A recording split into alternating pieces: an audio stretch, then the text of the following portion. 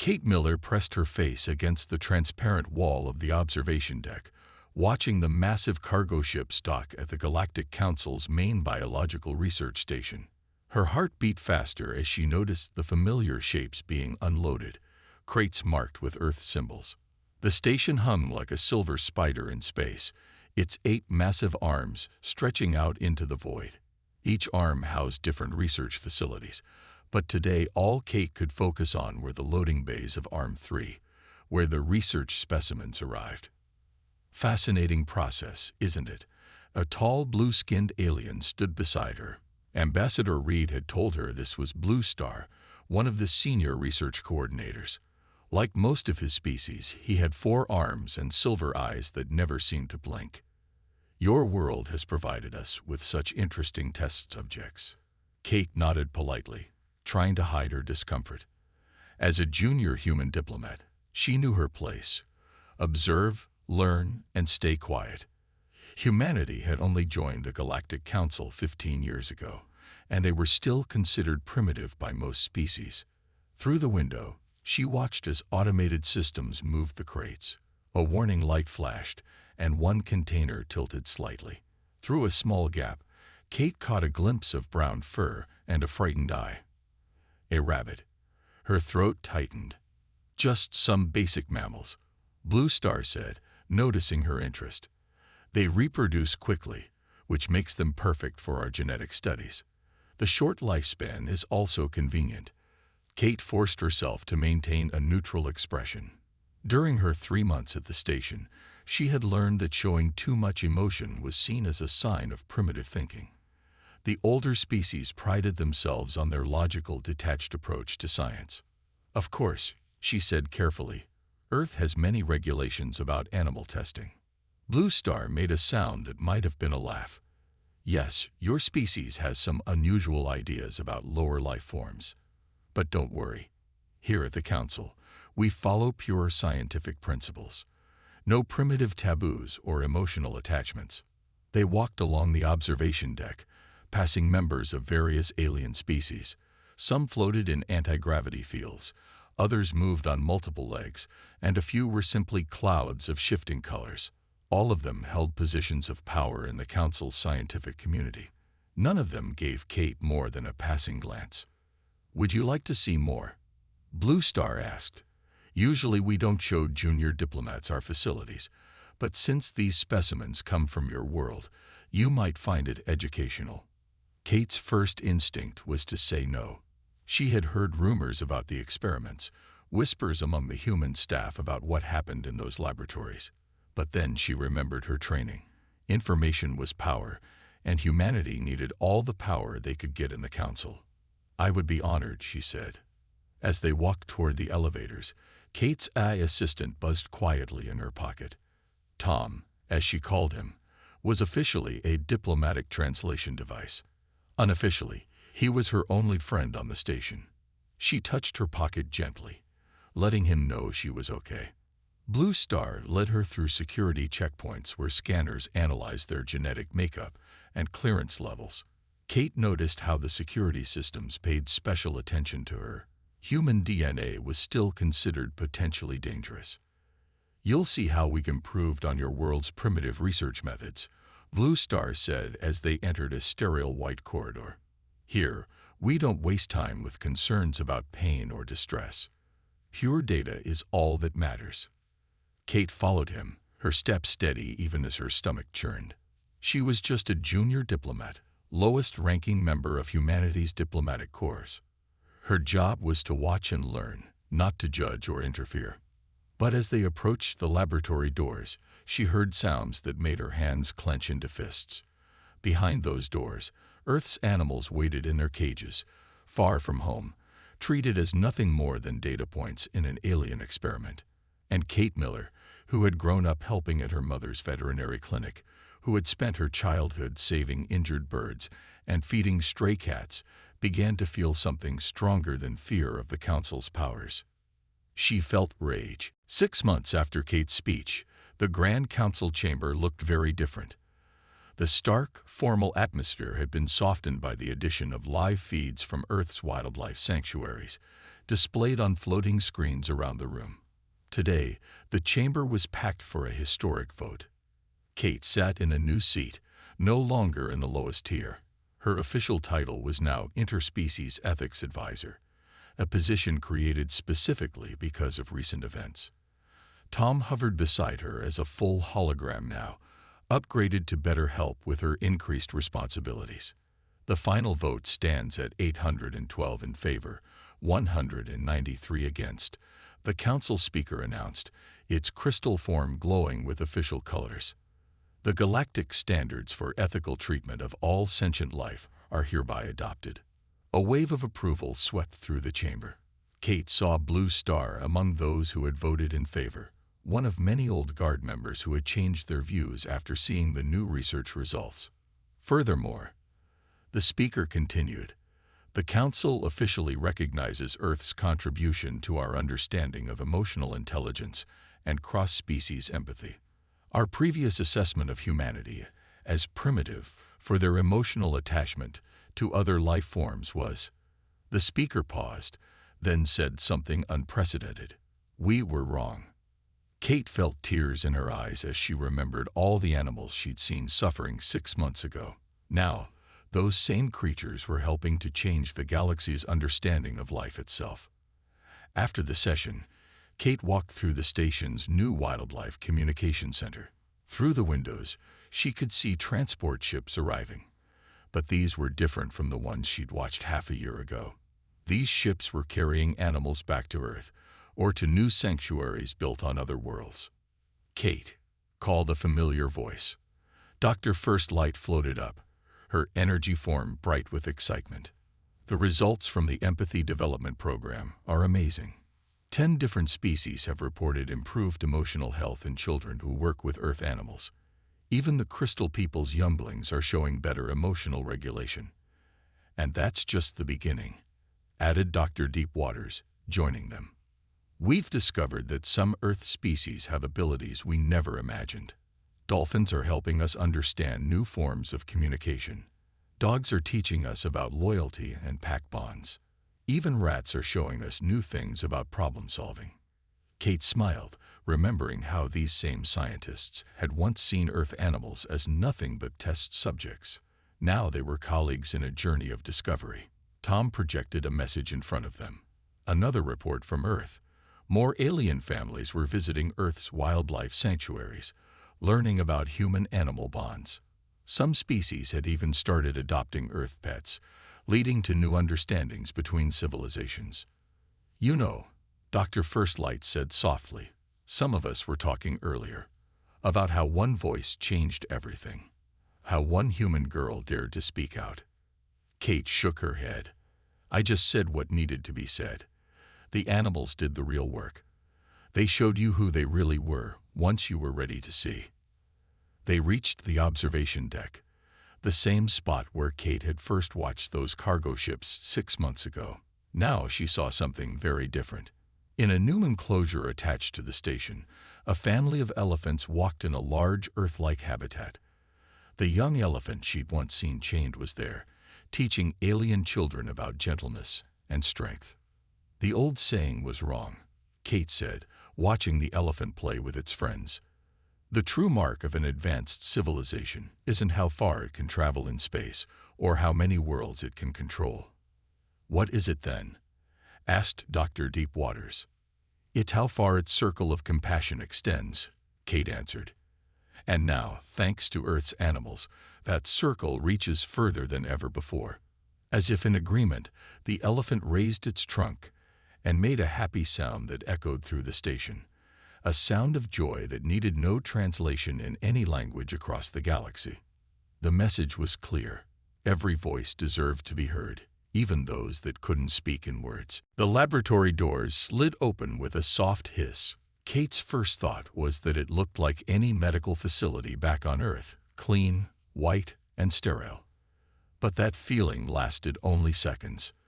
This is our main testing area, Blue Star said proudly, waving his 4 arms to indicate the vast room. We keep the Earth specimens here. The walls were lined with transparent containers, stacked from floor to ceiling. Each one held animals from Earth, Rabbits, dogs, cats, mice, and even some larger creatures Kate couldn't see clearly. The room stretched so far that its end disappeared into shadows. "How many?" she whispered, forgetting for a moment to keep her voice neutral. "Oh, about 20,000 specimens at present," Blue Star replied casually. "We get new shipments every week. The mortality rate is quite high, but that's expected in good research." Kate felt Tom, her AI assistant, vibrate in her pocket. She knew he was recording everything, measuring her vital signs, probably worried about her rising heart rate. But she had to keep watching, had to understand what was happening here. A group of alien scientists worked at various stations. Some had tentacles, others had multiple eyes or no eyes at all. They moved between the containers, taking notes, injecting substances, attaching devices. None of them seemed to notice or care when the animals showed signs of distress. "Here's something you might find interesting," Blue Star said, leading her to a large container. Inside, a golden retriever lay on its side, connected to several machines. "We've enhanced its pain receptors to be 10 times more sensitive. The data we're getting is fascinating." Kate watched as the dog whimpered softly. Its eyes, brown and intelligent, met hers for a moment. She remembered the dogs at her mother's clinic, how they would wag their tails even when hurt, always trusting humans to help them. "Why?" she asked, struggling to keep her voice steady. "What's the purpose of this research?" "Purpose?" Blue Star seemed surprised by the question. "Pure knowledge, of course. Understanding how different nervous systems process pain helps us develop better medical treatments for advanced species."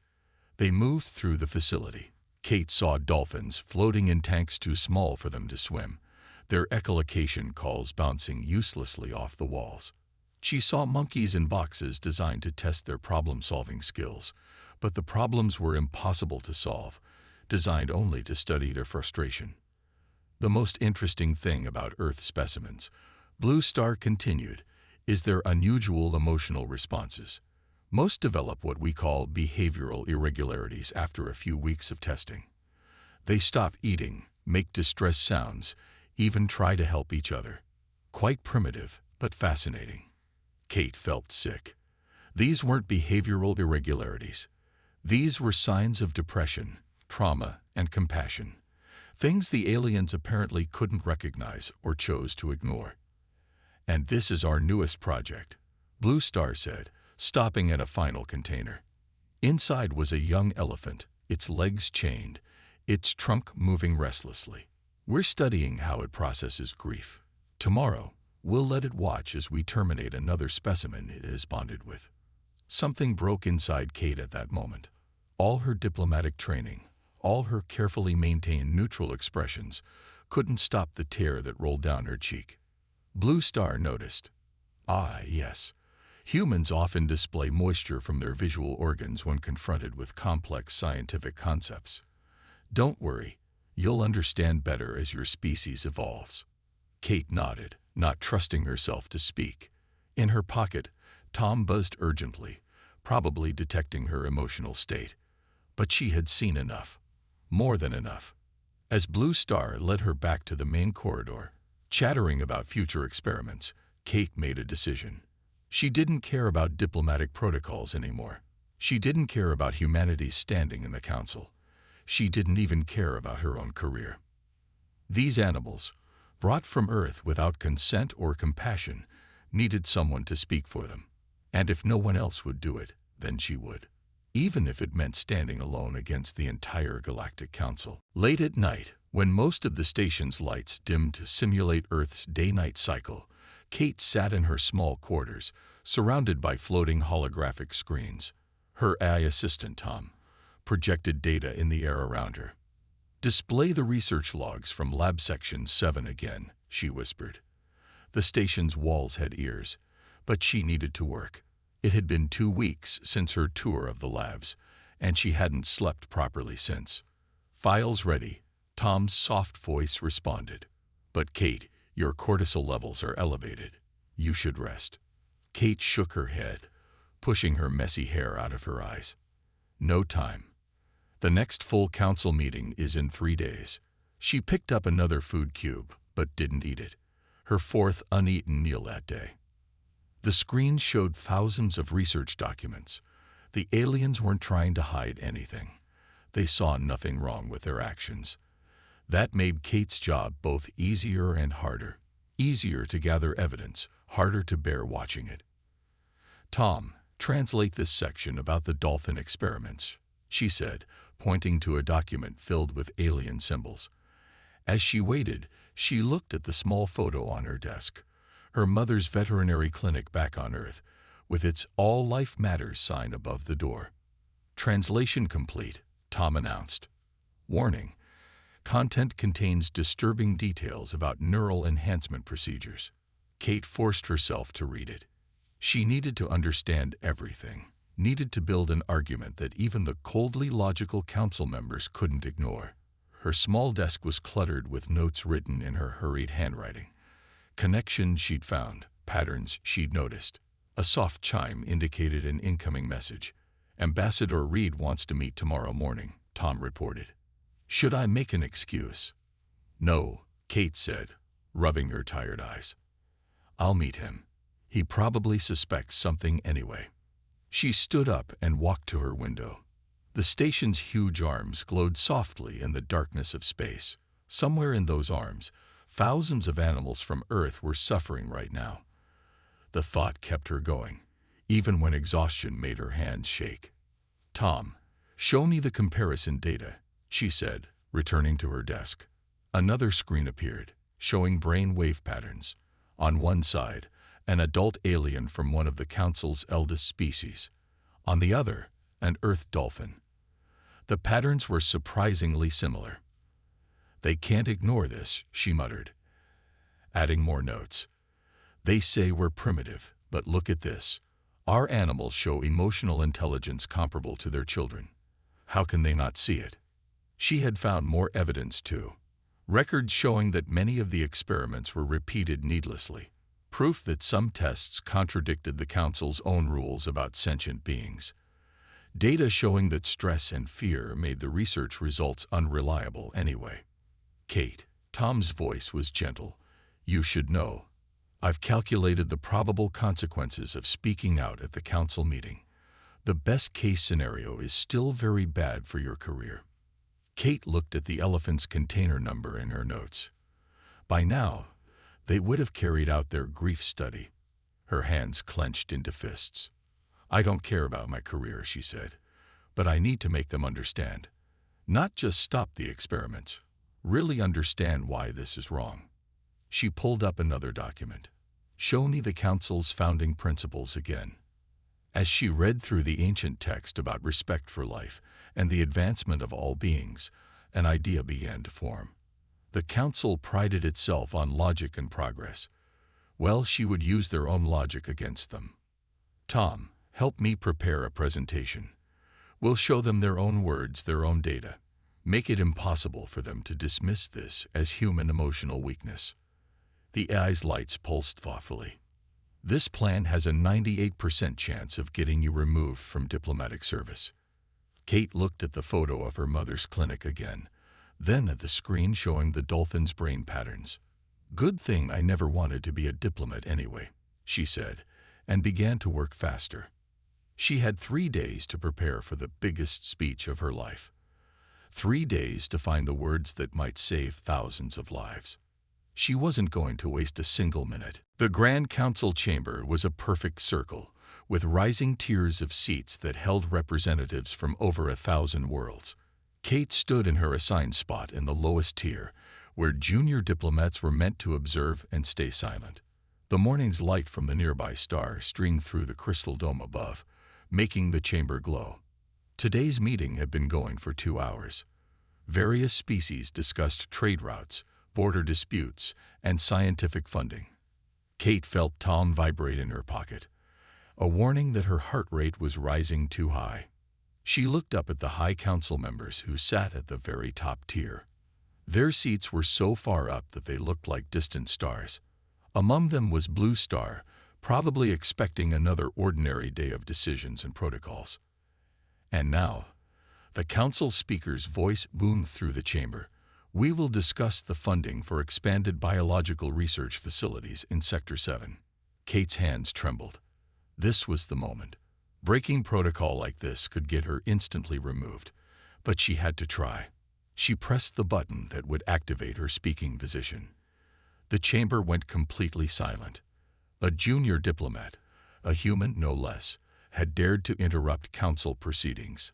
Thousands of eyes, tentacles, and sensory organs turned toward her. The speaker, a tall being made of shifting crystal, froze in mid-sentence.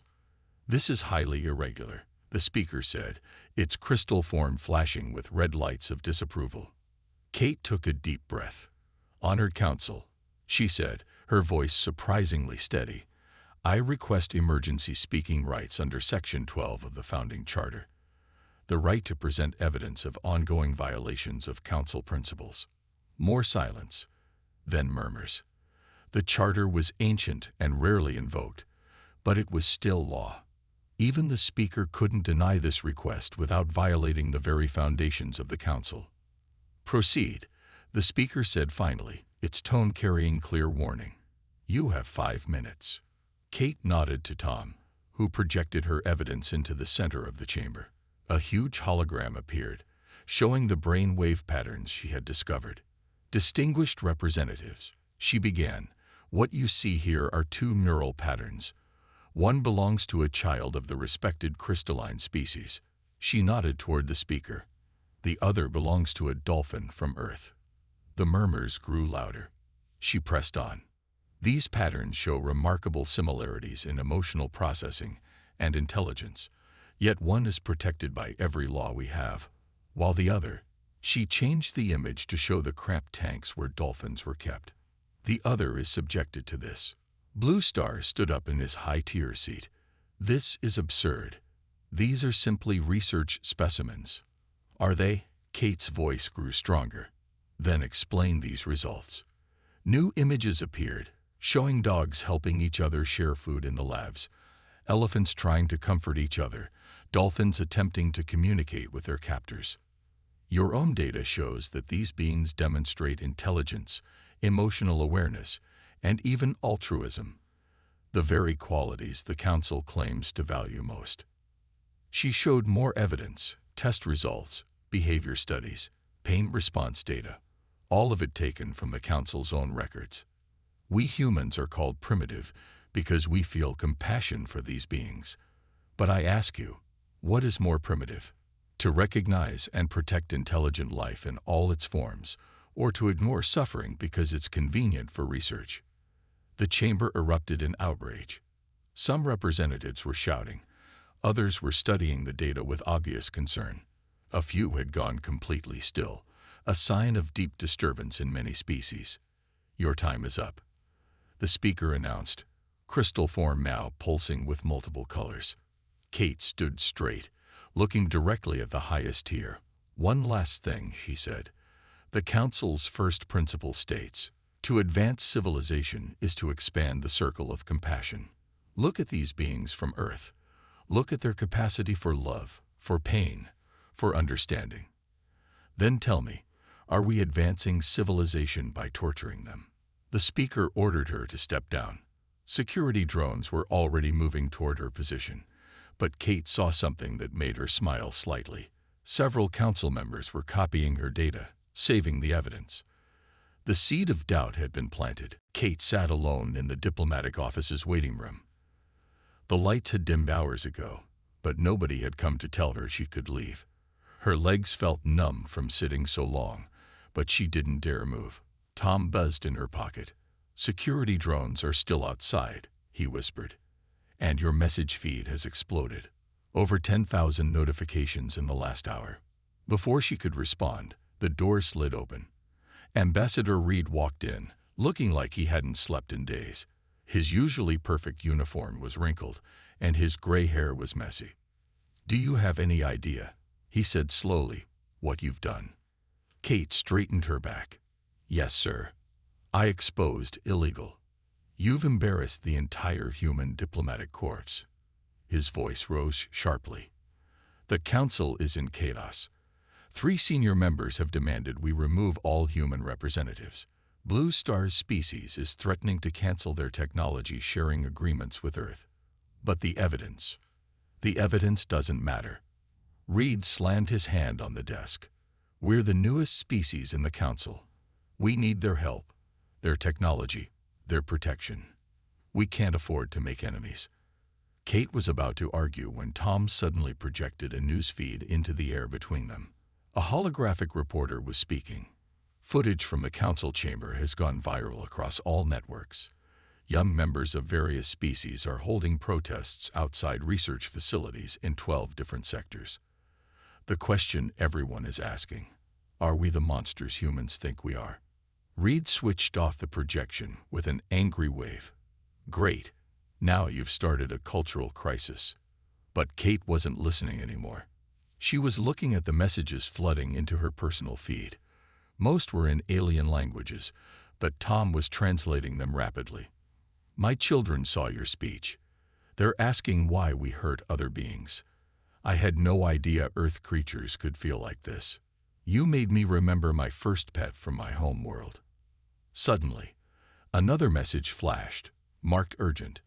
It was from Dr. Green, a senior scientist from Earth's Xenobiology department. Kate, she read aloud, multiple research institutes are contacting us. They want to know more about Earth's animal protection laws. Keep your head down, but know this, you've started something they can't stop. Reed was still talking about diplomatic consequences when Kate's feed lit up again. This time, it was a joint statement from 3 younger council members, species that had joined before humans but weren't part of the old guard. They were calling for an emergency review of all biological research protocols. Sir, Kate interrupted Reed's lecture, I understand I'll probably lose my position. But please, look at this. She showed him the growing number of responses, the questions being asked across the galaxy, the young aliens starting to challenge their elders' views. Reed read in silence. Finally, he sighed heavily. You'll be removed from diplomatic service, of course. Probably banned from ever working in interstellar relations again. Kate nodded, accepting this. But he continued reluctantly, you'll need to prepare for interviews. Every news outlet in the galaxy wants to talk to the human who dared. Try not to make things worse. As if on cue, Tom projected another message. A group of alien scientists wanted to visit Earth's wildlife sanctuaries. They were particularly interested in studying how humans and animals could form emotional bonds. Kate felt tears in her eyes, but this time they were different from the tears she'd shed in the research facility. These were tears of hope. Sir, she said quietly, sometimes making enemies is worth it, if you're making the right friends at the same time. Reed looked at her for a long moment. Then, to her surprise, a tiny smile appeared on his tired face. Get some rest, Kate, he said. Tomorrow's going to be a very long day. The galaxy's watching us now.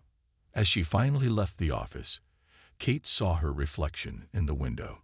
She looked exhausted, scared, and somehow stronger than she'd ever been. The battle wasn't over. But at least now, the animals from Earth weren't suffering in silence anymore. Someone had finally spoken for them. 1 month after her speech, Kate found herself in an unexpected place, back in the research station, but this time everything was different. She walked down the familiar white corridors, accompanied by a group of the galaxy's most respected scientists. Remarkable, said Dr. Firstlight, a being made of pure energy contained in a special suit. She floated next to Kate, studying the readings on her devices. The way these Earth creatures respond to kindness. It's changing everything we thought we knew. The laboratories had been transformed. Gone were the tiny cages and cruel testing devices. Instead, large habitat spaces filled the rooms, designed to mimic natural environments from Earth. Watch this, Kate said, approaching a clear barrier. Behind it, a group of dolphins swam in a properly sized pool. She pressed her hand against the surface, and 3 dolphins immediately came over, clicking happily. Voluntary interaction, noted another scientist, Dr. Deepwaters. his tentacles writing rapidly in multiple notebooks at once. No food rewards, no force. They choose to communicate. Tom projected data streams in the air, showing brain activity patterns. Noticed the pleasure centers activating. He explained to the gathered scientists. Similar to when your own species interact with family members. In another section, they watched as dogs solved puzzle boxes to help each other get treats, not because they were forced to, but because they wanted to. The alien scientists were particularly fascinated by how the dogs wagged their tails when they succeeded. In all my years of research, Dr. Firstlight said, her energy form pulsing with excitement, I've never seen such natural empathy between different species. Even the way they react to human presence. It's like they understand each other. Kate smiled, remembering how just a month ago, these same rooms had been places of suffering. The change hadn't been easy. Many old guard council members still opposed it, but the evidence was becoming impossible to ignore. There's something else you should see, she said, leading them to a new section of the facility. The room they entered was huge, with a garden-like setting. Here, young aliens from various species were sitting quietly, learning to interact with Earth animals. A small crystal child, looking much like a younger version of the council speaker, was gently petting a cat that had chosen to sit in their lap. The Emotional Development Program, Kate explained. We found that interaction with Earth animals helps children from many species develop better empathy and emotional understanding. Dr. Deepwaters moved closer to observe as a group of alien children learned to be gentle with rabbits. This changes our understanding of intelligence, he said. We always thought emotional capacity was linked to technological advancement. But these Earth creatures, they're teaching us, Dr. Firstlight finished. Teaching us things we didn't even know we needed to learn. Kate felt Tom buzz in her pocket, a reminder that she had another meeting soon. The council was voting on new research guidelines tomorrow, and she needed to prepare. But before she left, she stopped at one last habitat. The elephant she had seen during her first visit was there, but now in a proper enclosure with others of its kind. When it saw her, it raised its trunk in greeting. You know, Dr. Firstlight said, watching the exchange. Some of the older council members are still calling this a step backward. They say we're letting human emotionality infect our pure scientific methods. Kate watched as the elephant gently touched another elephant's trunk, a gesture of comfort and friendship that even aliens could recognize. Maybe, she replied. Moving backward is sometimes the only way to move forward. Sometimes we need to remember what we forgot along the way to progress. The scientists nodded, their instruments recording ever more data about the complex emotional lives of Earth's creatures. Data that would soon change how the entire galaxy viewed intelligence, consciousness, and compassion. Kate smiled. The old guard could protest all they wanted. The future had already arrived, and it had come on 4 legs, fins, and paws.